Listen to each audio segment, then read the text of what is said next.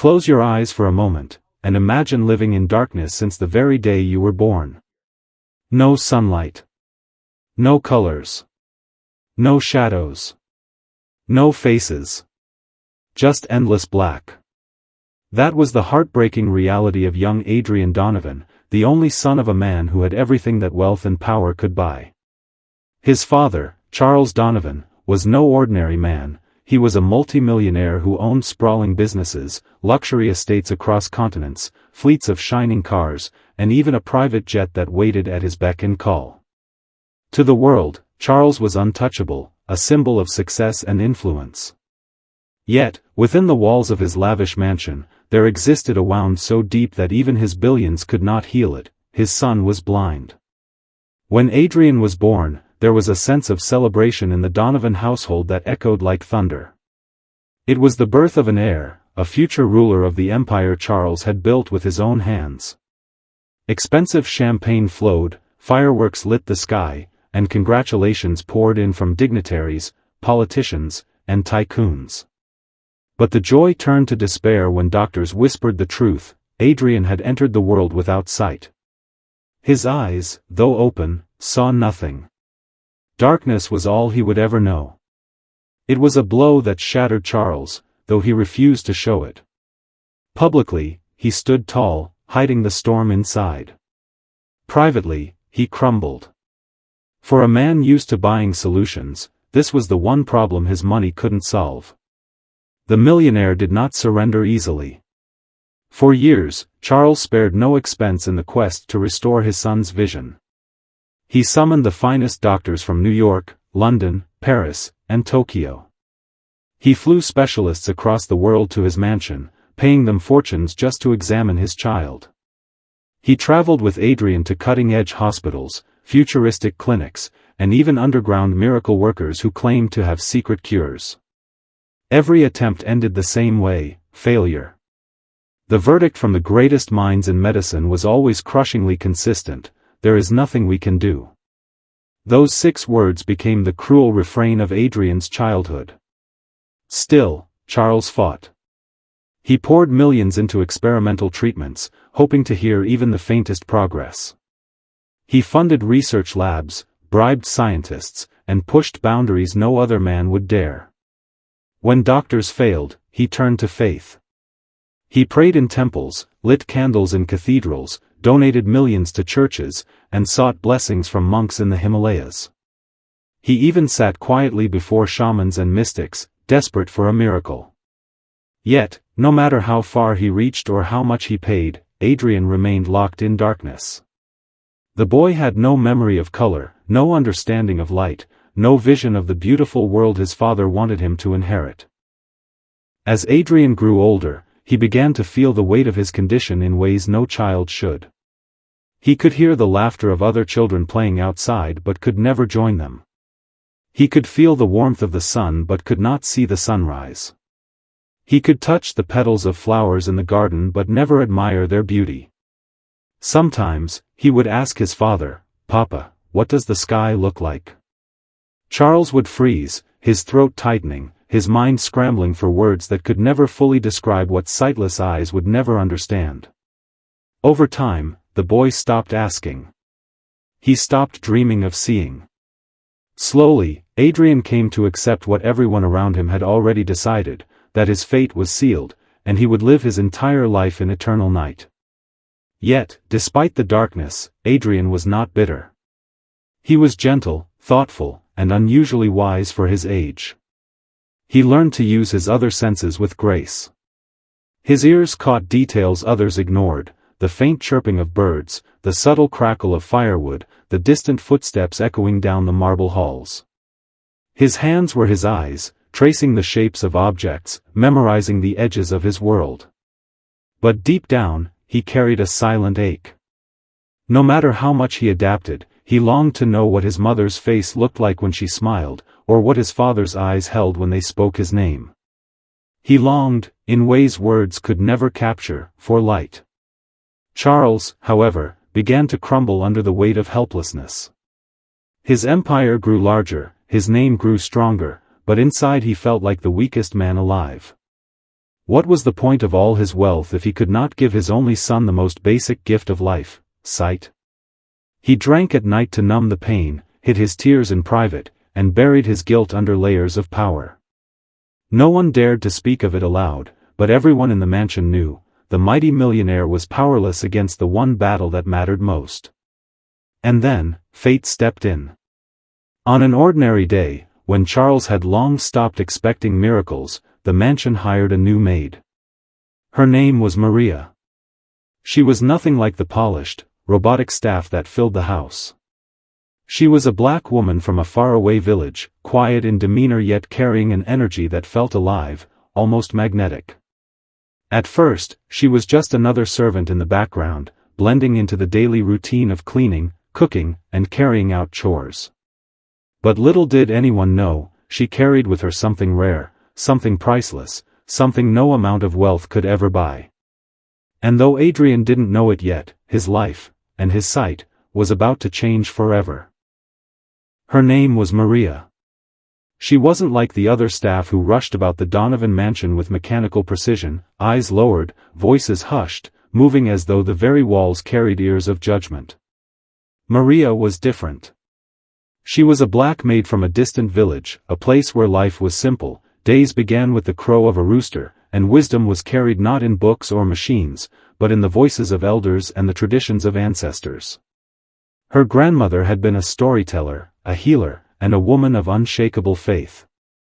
From her, Maria inherited not only recipes for food but remedies for the soul, herbs that soothed pain, chants that calmed storms within, and most importantly, an unwavering belief that love could heal where science failed.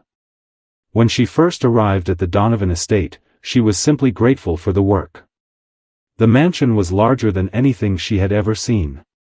Marble floors gleamed like mirrors, chandeliers sparkled like captured stars, and rooms stretched so far that one could lose their way inside them.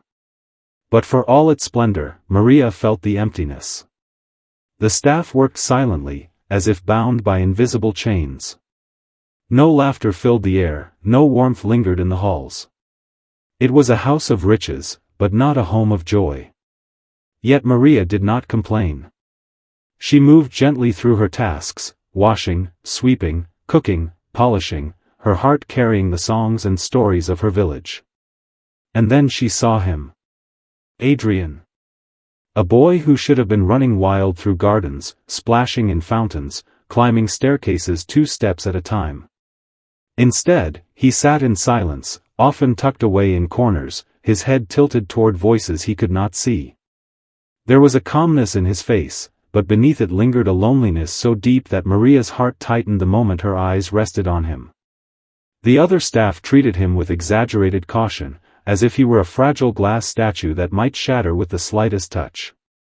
They spoke to him in careful whispers, guided him with stiff hands, and pitied him more than they loved him. But Maria refused to see him that way. To her, he wasn't a fragile heir or a tragic child, he was simply a boy, aching to be treated as human. Slowly, she drew near. At first, it was just small kindnesses, slipping him warm bread from the kitchen, humming songs while she worked so he had something soft to listen to, describing the scent of flowers when she opened windows near him. Then, when she noticed how his ears perked at her voice, she began to tell him stories. Stories from her village, of brave hunters who followed the stars, of rivers that carried secrets, of ancestors who believed the human spirit was stronger than any curse. Adrian, who had spent years listening only to clinical voices of doctors or the hushed tones of staff, suddenly found himself wrapped in words alive with color. She did more than speak. She guided him into the garden and placed his small hands on roses, daisies, and lilies, teaching him their textures, their shapes, their delicate fragility. She described the colors he could not see with words so vibrant that he began to imagine them, red like fire, yellow like the sun he felt on his face, blue like the cool water he dipped his fingers into. Through Maria's words, Adrian built a world of color in his mind, and for the first time in years, he smiled. Days turned into weeks, and Adrian's laughter, soft, hesitant at first, grew stronger. He began waiting for Maria's footsteps, recognizing her by the rhythm of her walk, the warmth in her presence. He no longer sat in lonely silence. He asked her questions, begged for more stories, clung to her descriptions of skies and seas he could not see. In those moments, Maria felt something stir inside her, a fierce love, almost maternal, for this boy who had been surrounded by wealth but starved of joy. And then it happened. One afternoon, as she watched Adrian stumble dangerously close to the rose bushes, nearly scratching his skin on the thorns, something unexplainable whispered within her soul. It wasn't a sound she heard with her ears, but a voice that seemed to rise from the depths of her being. Touch his eyes. The words were so clear, so commanding, that Maria froze. Her heart pounded. She shook her head instantly, pushing the thought away. Who was she to do such a thing? She was a maid, a servant, someone hired to clean and cook. What right did she have to touch the boy's eyes when the richest doctors, the world's finest healers, had declared him beyond saving? Yet the whisper lingered. It followed her through the evening as she scrubbed pots. It echoed as she folded clothes, as she swept the halls, as she lay awake in her small servant's room. Touch his eyes. She prayed for the thought to leave her, but it clung to her heart. And though she tried to bury it beneath fear and doubt, a strange certainty began to bloom inside her. Perhaps she had been brought to this mansion for a reason far greater than sweeping floors and polishing silver. Perhaps destiny itself had chosen her. It began so quietly that no one in the grand Donovan mansion would have ever noticed. One evening, as the sun dipped behind the tall iron gates and the last light faded into the velvet night, Adrian sat with Maria in the kitchen. The scent of freshly baked bread filled the air, and the rhythmic sound of dough being kneaded echoed softly, like a heartbeat in the stillness. Adrian's small hands rested on the table, tracing the grooves in the wood as if searching for meaning in their texture. Then, in a voice fragile yet heavy with longing, he asked, "Maria, do you think I'll ever see?" The words pierced her soul. Maria's hands froze on the dough.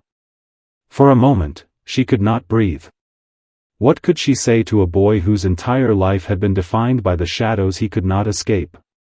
Her heart broke under the weight of his question. She wanted to tell him the truth, that the world had given up on him, that every doctor had closed the door on his hopes. But when she looked at his innocent face, his sightless eyes turned toward her as though begging for hope, she couldn't bring herself to crush his spirit.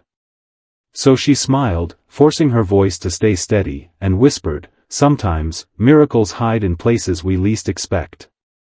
That night, when the mansion grew silent and the world seemed to hold its breath, Maria sat by Adrian's bedside.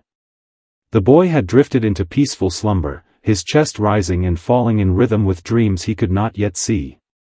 Maria reached into her small pouch, worn with age, where she kept a vial of warm herbal oil her grandmother had once given her. She had always used it for her hands after long hours of scrubbing and washing. But tonight, its purpose would change. She dipped her trembling fingers into the oil, closed her eyes, and whispered the old prayer her grandmother had taught her as a child, a prayer of healing, of faith, of calling light into places of darkness. Then, with all the tenderness of a mother cradling her newborn, she gently rubbed Adrian's closed eyes. She told no one. Not the other maids, not the cooks, not even Adrian himself. She feared what people might say, that she was foolish, superstitious, or worse, overstepping her place. She feared Charles Donovan's wrath if he found out a servant dared to treat his son without permission.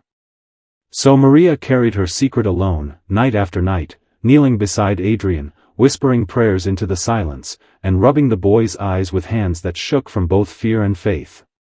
Days turned into weeks, and though Maria doubted herself often, something extraordinary began to stir. At first, Adrian didn't notice anything unusual, but then the dreams began. He started seeing faint, indistinct shapes in the dark world of his sleep. At first, he dismissed them as imagination, the wishful tricks of a boy who had always longed to see. It was just soft glows, blurred shadows, flickers of something unfamiliar. But with each passing night, the shapes grew stronger, sharper, more real. he didn't dare tell anyone at first. Who would believe him? The boy who had been blind since birth claiming he saw something would only be laughed at or pitied. Yet, deep inside, Adrian felt something was changing. For the first time in his life, he wasn't only hearing and touching the world, he was glimpsing it, if only faintly, in the secret world of dreams. Then, one morning, everything shifted. Adrian awoke with a start, his heart pounding, his hands trembling. For the first time in his 12 years of life, he had not only dreamed in shadows, he had seen something real. He gasped as he recalled it, his chest tight with wonder. He had seen a face. Not perfectly, not with clarity, but the outline of a face, gentle and kind, leaning close to him. He remembered the shape of the lips curved into a soft smile, the silhouette of hair tucked behind ears, the warmth radiating from the eyes even though they were blurred. And when Adrian thought about it, his heart leapt. It wasn't just anyone's face. It was Maria's. When Adrian first shouted that he saw something, no one believed him. It was an ordinary morning, the kind where the mansion buzzed quietly with maids polishing silver, cooks clattering pans, and gardeners trimming hedges outside. In the midst of this routine, Adrian suddenly cried out, "I can see something." His voice, trembling yet full of hope, echoed down the marble hallway. The other servants froze, unsure whether to laugh or feel pity. His father, the mighty Charles Donovan, rushed to him, but instead of embracing the possibility, he frowned deeply. "Nonsense," he muttered, waving his hand. "Stop this childish fantasy." For Charles, denial was easier than hope. Hope was dangerous. Hope could be shattered. He could not bear to believe in something the world had already stolen from him once before. Adrian, however, insisted. He described faint outlines, soft glows, blurred shapes that he saw when he closed his eyes. He said he dreamed in light, that shadows moved, that something had changed. But the doctors, summoned at once, dismissed it with cold certainty. Blindness of this kind cannot be reversed, they declared, shaking their heads. They examined his eyes, shined lights into his pupils, tested his reflexes, and wrote their reports. The conclusion was always the same: impossible. "He only imagines," one of them said, as if speaking about a silly child pretending. Adrian overheard it, and his heart sank. But Maria, standing silently at the edge of the room, clenched her fists. She knew what she had done. She knew what was happening. And she refused to let their disbelief stop her. So Maria continued. Night after night, when the mansion slept, she knelt by Adrian's bed, whispered her grandmother's prayer, and anointed his eyes with the warm herbal oil. Her faith never wavered, though her hands often trembled with fear of being discovered. To everyone else, nothing had changed. To her, she knew they were standing on the edge of a miracle. And then, it happened. It was just before dawn on a morning unlike any other. A thin strip of light crept into Adrian's room through the tall curtains. He blinked rapidly, as he always did when he woke, but this time something was different. His eyelids fluttered, his body stiffened, and his breath caught in his throat. There was brightness. A strange, burning brightness he had never known before. It wasn't in his imagination, it wasn't in his dreams, it was real. His heart raced as he sat up, his fingers gripping the sheets. He turned his head toward the window, and what he saw made his whole body tremble. The curtains weren't just fabric anymore, they had form, movement, color. A golden ray slipped between them, spilling across the floor like liquid fire. Adrian's lips parted in wonder, and then he screamed, not in fear, but in awe. It's yellow," he cried out, pointing with shaking fingers. "It's glowing. The light, it's alive." The house erupted in chaos. Servants rushed in, alarmed by the boy's cries. His mother fainted at the shock of hearing him describe colors he had never known. Charles stormed into the room, his face pale, his voice booming. "What is happening here?